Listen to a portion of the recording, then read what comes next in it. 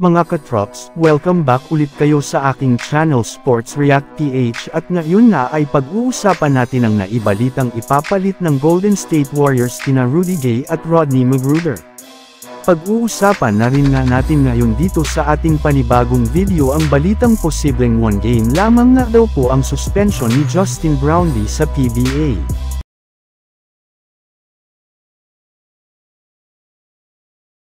Katulad nga mga katrops, nang naibalita ko sa inyo matapos ngang magtapos ang preseason ng Golden State Warriors ay nakapagdesisyon na nga ang kanilang front office na magbawas ng kanilang mga players matapos nilang i-waive ang kontrata ng kanilang mga manlalaro na sina Rudy Gay at Rodney McGruder. Kaya dahil nga sa kanilang pagkakatanggal sa Warriors ay magiging isa na nga silang ganap na unrestricted free agent kung saan kailangan na nga nilang makahanap ng ibang kupunan kung gusto man nilang makapaglaro ngayong season.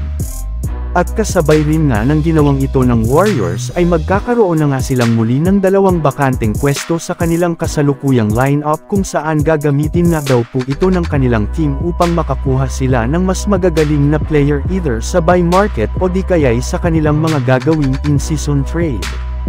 Sa ganiyang paraan nga ay makakasiguro nga po sila na mapapa-improve ng kanilang team ang kanilang lineup. Samantala pumunta naman tayo sa ating sunod na pag-uusapan ngayon sa balitang posibleng one game lamang nga daw po ang suspension ni Justin Brownlee sa PBA.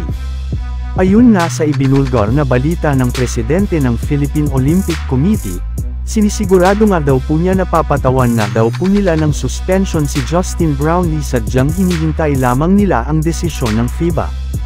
Ayaw lamang nga daw po niyang i-interpret ngayon ang suspension nito gayong pwede nga daw itong mawala ng isang araw, isang buwan o di kaya isang taon.